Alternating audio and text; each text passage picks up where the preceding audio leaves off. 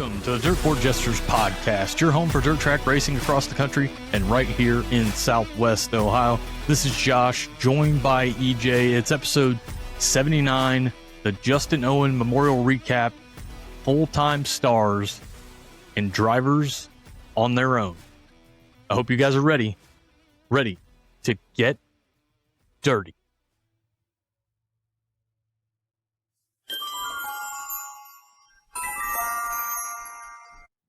This week in dirt racing history, we're going back to April 27th of 2018 at Gas City Speedway with the non-wing sprint cars were on hand.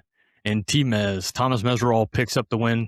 Shane Cottle in second, Brandon Moran in third, Clinton Boyles in fourth, and Landon Simon would round out the top five. Let me talk to you. This week's talking points is the All-Star roster is up to 13 full-time teams. We got a bunch of young guns and veterans, so drivers are all over the place. I wasn't sure about how this would turn out, but it's a pretty solid field of cars, Josh. I can't wait to get started with that. They're around here a lot.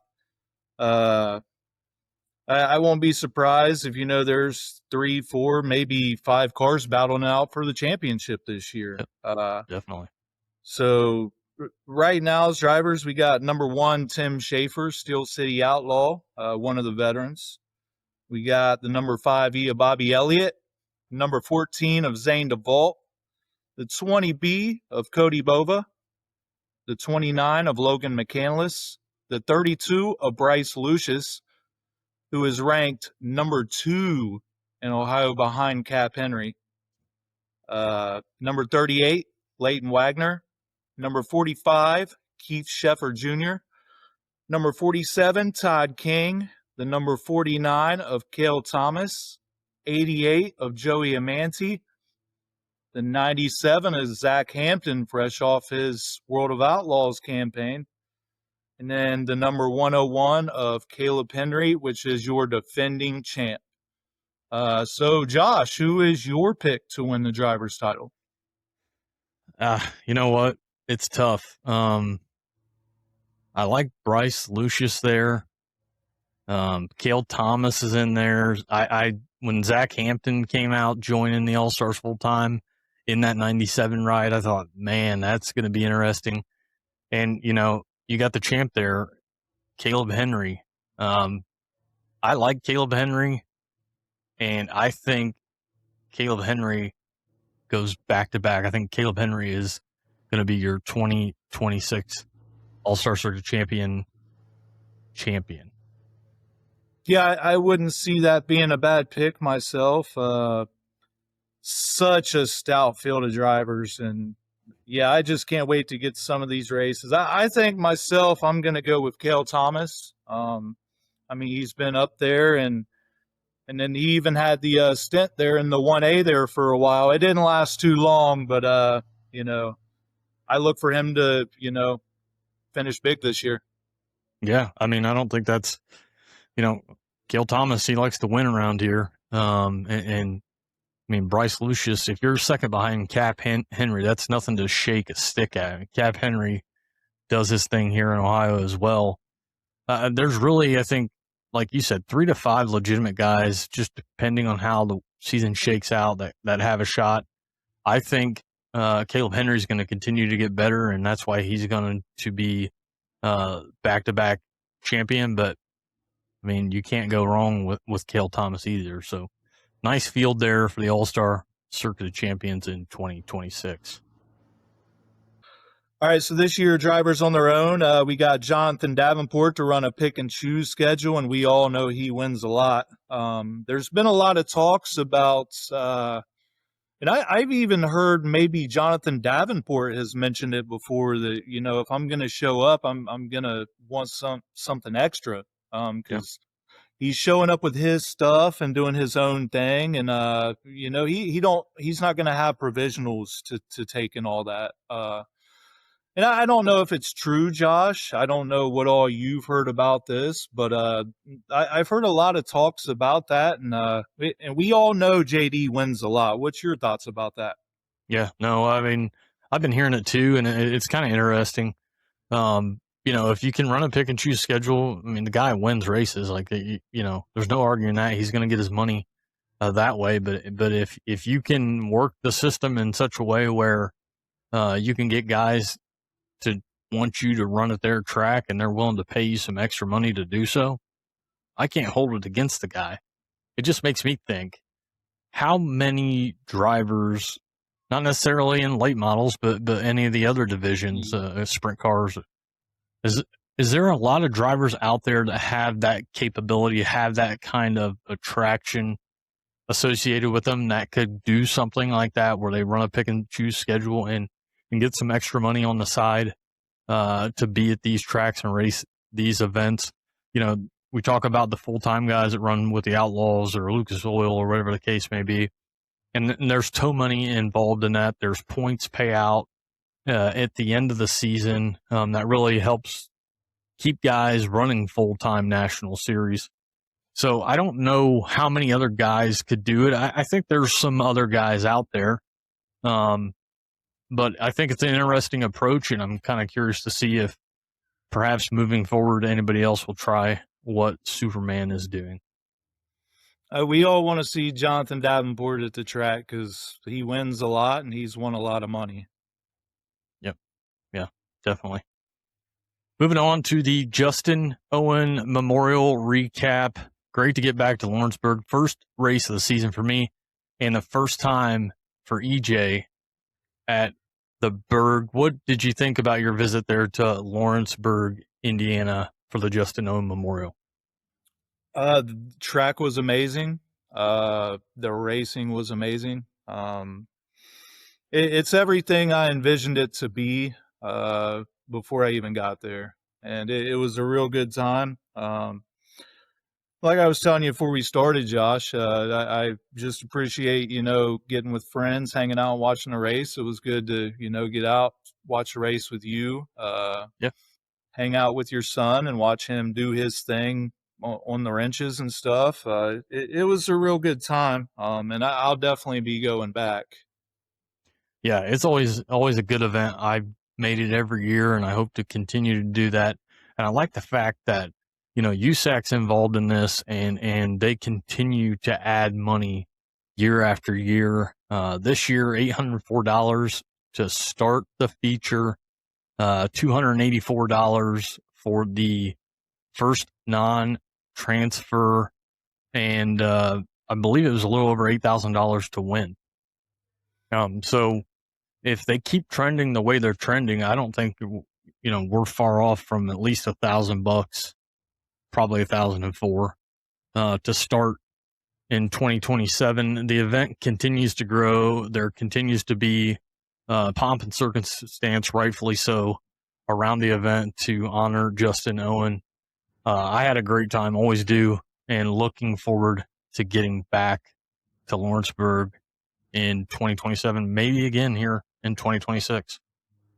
High Limit's going to be there. And that's definitely rest in peace to Justin Owen. That's such an awesome event. One thing that jumped out to me, Rico Abreu and his struggles. He didn't make the feature either World of Outlaw event at I-55, and has had kind of a tough go to start the season. I'm thinking, we know all the fallout from Donny and TSR, and I just don't, Donny held on to that for a long time, and now he hops rides and he's looking like the old Donny once again. I'm curious if this continues throughout the season, how long would Rico be willing to put up with this? I don't think that Rico's all of a sudden become a bad driver. I think if you put Rico on the Outlaws, maybe a top 3 guy, but I say definitely a top 5 guy. And he's not making the feature on either night with the series. It's early, but in my opinion, this is a big red flag with how things went for Donny Schatz with TSR. What do you think, EJ? Yeah, it's definitely, it's mind blowing that he didn't make either feature.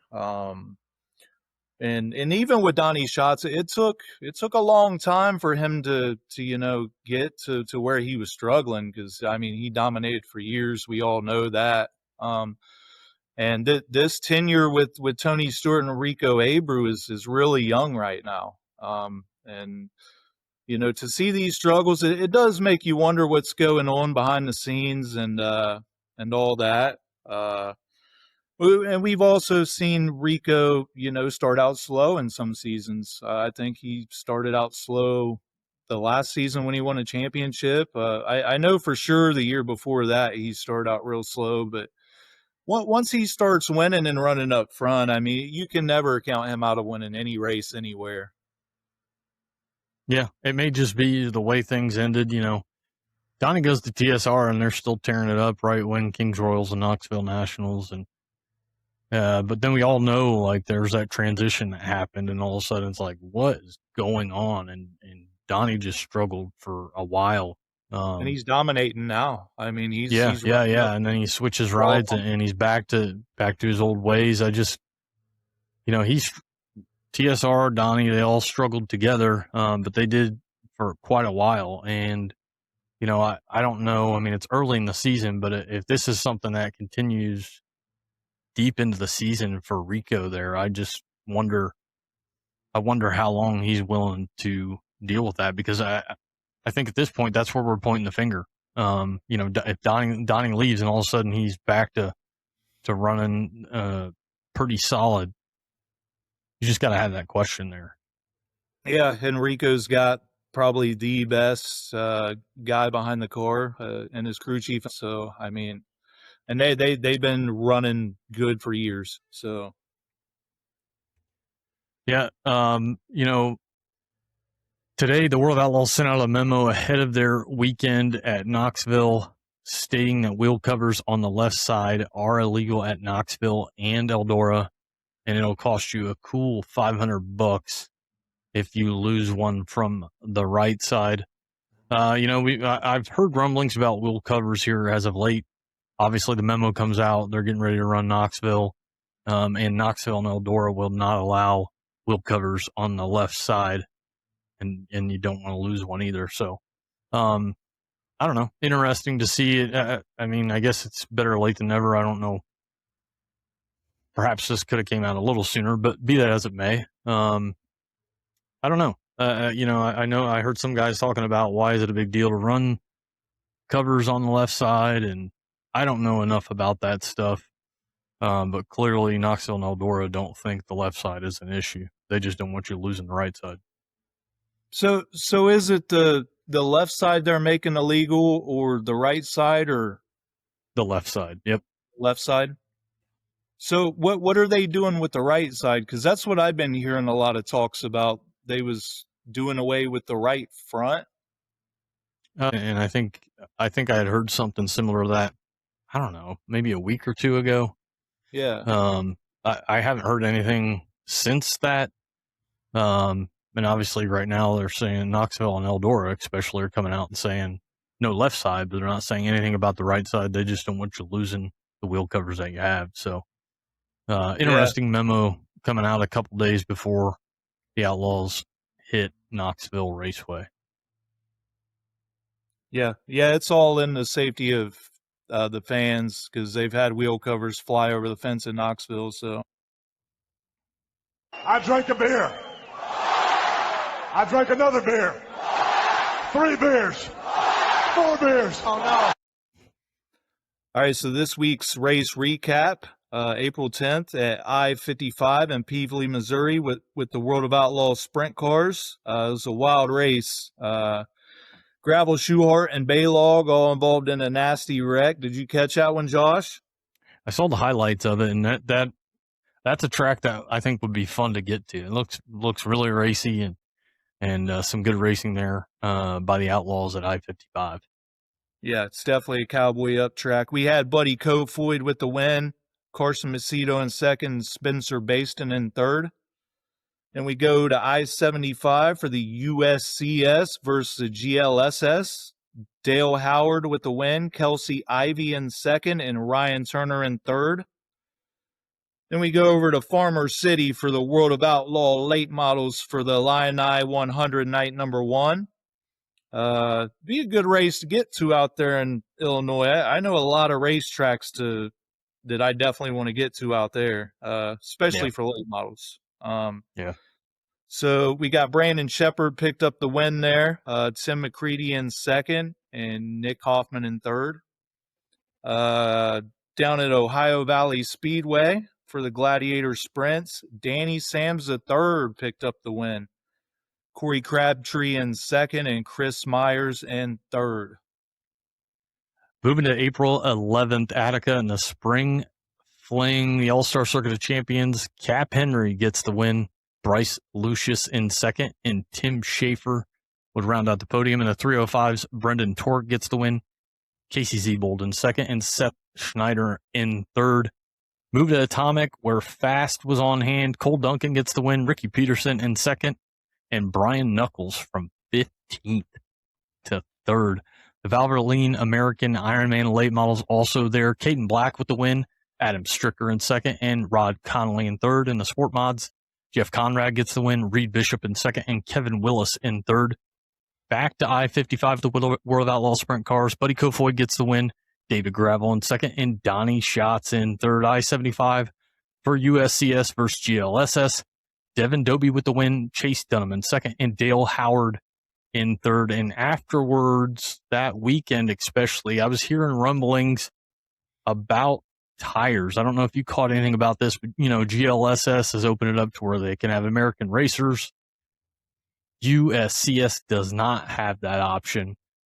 And there were some folks that weren't really thrilled about some guys having the option to run the American racer when they couldn't. Did you catch anything about that, EJ? Yeah, I did hear some stuff about that. So was this race, was it kind of an open tire rule, or was everybody made to run the same tire here? My understanding was it was open, it was co-sanctioned and open. So your GLSS guys could run American racer. You had to run what your series would allow, though. So USCS guys, they could not run the American racer. Yeah, personally, I would just like to see the tire rule opened. I mean, tires are expensive. Everything's expensive nowadays. And it's good to see stuff like this. And yeah, hopefully they can keep moving in that same direction more. Yeah, it's interesting. We've talked about it before, and it just, for guys that got the money, it's not a big deal. But for guys that don't, if you've got series that have a different tire, and that's going to make you determine, am I going to run with that series or not? Because if I am, I'm going to have to go buy some more tires. Right. That's going to play a big hand in teams if they're able to run with those series that have decided they're going to allow American Racer, for example, to be on cars. So I don't know. It's interesting. It's early. They're just trying this again this season. I mean, they've tried it in the past. I'll just be curious to see how all this shakes out come the end of 2026.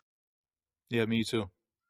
Back to Farmer City with the World of Outlaw late models and the Illini 100. Bobby Pierce gets the win. Nick Hoffman in second, and Brandon Shepard in third. Tyler Erb Turbo from 19th to 4th in that one. Lawrenceburg and USAC with the Justin Owen Memorial. Briggs Danner gets the win. Kyle Cummins in second, and Justin Grant in third. In the mods, Brad Goff gets the win. Matt Hamilton in second, and Justin Clark in third. In the Hornets, Kevin McCoy gets the win. Landon Ramirez in second, and Caleb Humphreys in third. Mitchell's Motorplex US MTS, Tyler Stevens with the win. Jade Ludzenberg in second, and Reese Solander in third.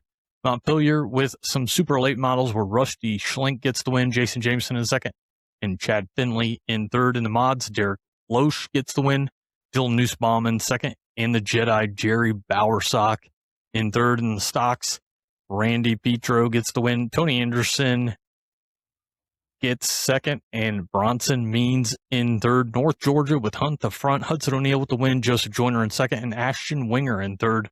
Port Royal and the PA Posse 410. Ryan Smith with the win. Chase Dietz in second, and Troy Wagaman Jr. in third. Super late models, Max Blair gets the win. Greg Satterley in second, and Justin Weaver in third. Selena Highbanks with ASCS, Chris Martin with the win, Sam Haferteeth Jr. in second, and Seth Bergman would round out your podium. We're going to move out to April 12th for Terre Haute for the Jim Hurtabeast Classic for the USAC Sprints. We had Kyle Cummins pick up the win, Mitchell Moles in second, JG, Justin Grant rounds out your podium. On April 14th, we go to Volunteer Speedway for the late models. Jonathan Davenport with the win, Mike Marler in second, and Chris Madden in third. April 15th, the very next night at Volunteer for the late models, we have Brandon Overton in first, Benji Hicks in second, and RTJ finishing third. Devin Moran was up 14 in that race. On April 17th at the Albany-Saratoga Speedway for the Super Dirt Car Big Block Modifieds, we had Money Matt Williamson with the win, Matt DeLorenzo in second, and Stuart Friesen in third. Attica Raceway Park for the AFCS 410s, Cale Thomas picking up your win. Parker Price Miller in second, and Bryce Lucius in third. For the 305s, Steve Rando picked up your win. Seth Schneider in second, and Logan Mongu in third. For your late models, Mike Vandermark Jr. with the win. Todd Brennan in second, and Devin Shields rounded out your podium. We moved to Circle City for the Midwest Thunder 410s. Jacob Denny with your win. The Throttle Shane Cottle in second, and Eric Gentry in third. In your 305s, Brendan McLaughlin with your win. Alfred Childridge Jr. in second, and Matthew McDonald in third.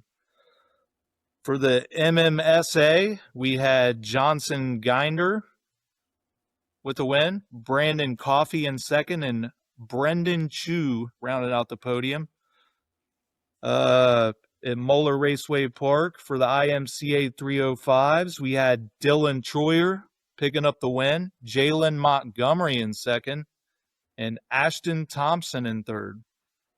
For the modifieds, we've seen Matt Hamilton pick up the win, Justin Haley in second, and Eric Shepard Jr. rounds out the podium. For your sport mods, Eric Shepard Jr. with the win. Kevin Willis Jr. was second, and Tyler Scott rounded out the podium. For the compacts, Jason Ingram picked up the win. Christopher Meyer was second, and then Kevin McCoy in third. For your legend cars, Chase Dempfley got the win there. Jax Floyd in second, and Ryan Swisshelm rounded out the podium. Then we go to Paragon for the Northern All-Stars late models. The Reaper, Ryan Gustin, picked up the win. Brandon Shepard in second, and Turbo Tyler Erb rounded out the podium. I was looking over the results for that race, and there was a lot of good cars there for the Northern All-Star late models. How big is that track, Josh? Is that a half mile, or is it? I know it's a big one. You know what?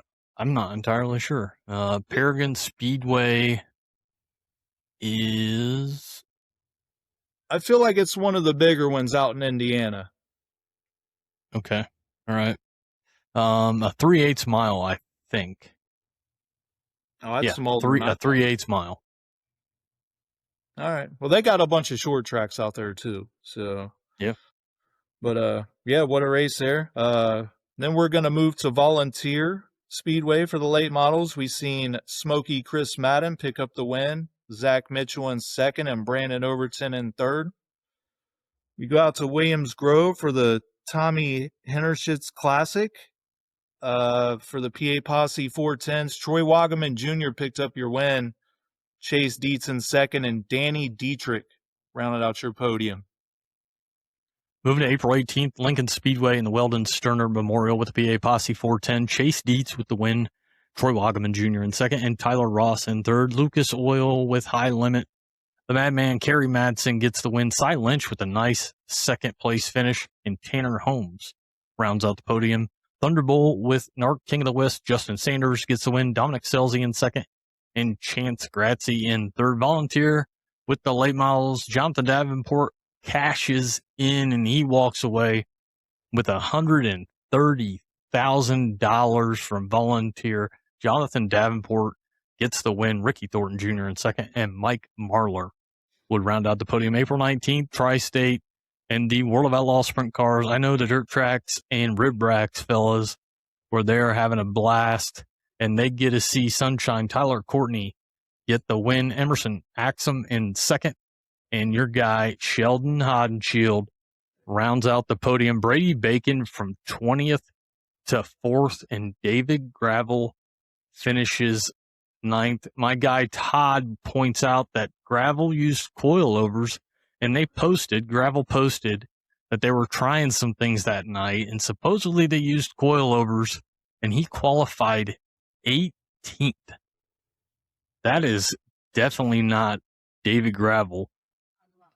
One thing you can say for sure, if he's not going to win the race, is Gravel's going to be up front in qualification, and that was not the case that night. Buddy Kofoid finished 19th after he and Courtney, when they were battling for the lead, got together after spinning, and it would spin Buddy out. Right before this, though, I didn't notice this until I was watching replay. In 1 and 2, Kofoid actually drives under one of the infield tires, comes back on the track, does a little wheelie, which kind of kicks him up some as Courtney's kind of coming down. I don't know that any of that was really, if Buddy doesn't do the wheelie, I think he's got a little bit more control. That accident probably doesn't happen. But I don't know that either of them would really be to blame for that one. Did you happen to see any of that race, the Outlaws there at Tri-State? And if so, what did you think about it? Yeah, I definitely seen the race. I don't know. What stood out to me the most was the interview in Victory Lane with Connor Wade. Pretty much, I mean, it seemed like, you know, he was disappointed in the outcome of the race to me. And didn't really want to be interviewing Tyler Courtney. And he kind of, you know, put all the blame on Tyler Courtney and was like, you know, you pretty much dumped him and stuff.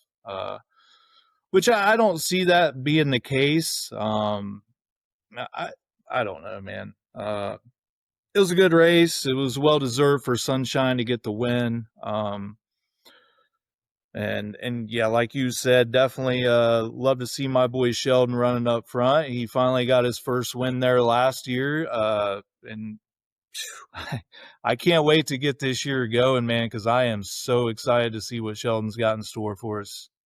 I'm sure you are. MMSA was also on hand there with the Outlaws. Jalen Mills would get the win. Johnson Ginder would finish in second, and Brandon Coffey would round out the podium. For our racing to come on April 21st, which is today, we got High Limited Eagle Raceway. You about to check that out, Josh? Yeah, I'm excited, and we'll have this wrapped up right on time, and we'll be able to both check it out. My pick is going to be Tanner Thorson. He's looked really good this season, and I think they were there last year, and I don't know. I'm pretty sure he had a top 5, maybe top 3 last year, and I think he's certainly running better this year. So I'm going to go with Tanner Thorson. Yeah, who got it last year, Buddy?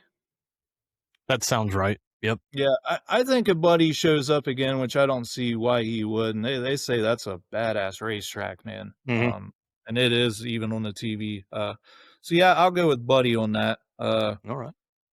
Then we're going to go April 22nd to Atomic Speedway. They got the Blue Collar Racing Series going on down there. They're running modified sport mods and legends. April 24th for Attica Raceway Park, AFCS 410s and the 305s with late models. Then the Big O for Power Eye 410s. Also Brownstown Bull Ring for the Dig and Dirt 40 with the Mars late models. Carolina Speedway for USCS. Circle City with the Sling and Dirt late models. Mods, Crown Vics, Stocks, and Hornets. Georgetown up there in Delaware. We got the Melvin Joseph Memorial with the Lucas Oil late models. I-96 for the GLSS. Knoxville has got the World of Outlaws this weekend. Kokomo Grand Prix out there in Indiana for the USAC midgets. That's their opener, right, Josh? Yeah, I believe so. Yep. They're going to have non-wing 410s there as well. Out at Molar, the late models, mods, sport mods, compacts, and legends. Ohio Valley Speedway with the super late models, steel block late models, mods, sport mods, 4 cylinders, mini wedges. And then Scotland County for the USMTS modifieds. And then Talladega Short Track for the Alabama Gang 100 with the World of Outlaw late models. Moving to April 25th, BAPS is going to have the York County Nationals with the Lucas Oil late models, Big O, and the Blue Bonnet Showdown with Power Eye 410. Brownstown with Sling and Dirt late models, Cherokee Speedway with USCS. Crystal Motor Speedway is going to have GLSS, Florence with late models, sport mods, Crown Vics, and Legends. Fremont's going to have AFCS 410s and 305s as well as trucks. Montpelier and the USAC Midwest Thunder Midgets get their season started. Excited to see those guys out on the track. They're going to be joined by mods, stocks, and Hornets.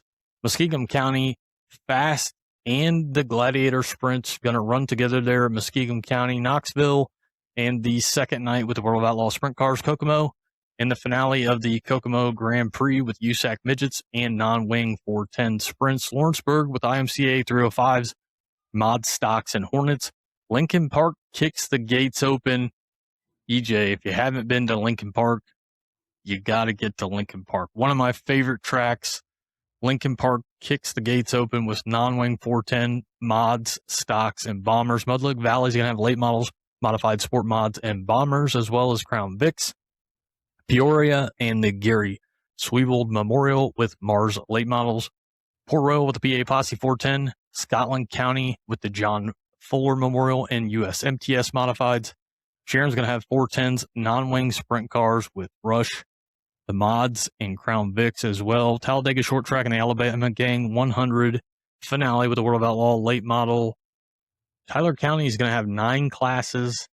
April 26th, Bridgeport with PA Posse 410 and Hagerstown with Lucas Oil late models. EJ, another episode in the books. Episode 79. What do you got for us before we wrap this up? Yeah, Josh, just like always, man, I just appreciate the opportunity to be here. What you got going on is a really cool thing, man. I'm hoping to, bring the fans that you deserve, man. So like always, Josh, I appreciate the opportunity. And like always, let's go Sheldon Hot and Shield. That's right. Glad you made it to Lawrenceburg for the first time in the Justin Owen Memorial. Good to hang out. Good to catch some racing. Getting ready to get off here so we can go catch High Limit on FS1. Everybody, this is Josh and EJ. Like, follow, subscribe, and share. We're on Facebook, X, YouTube, and Spotify. Thanks for the support, and we hope to see you guys at the track.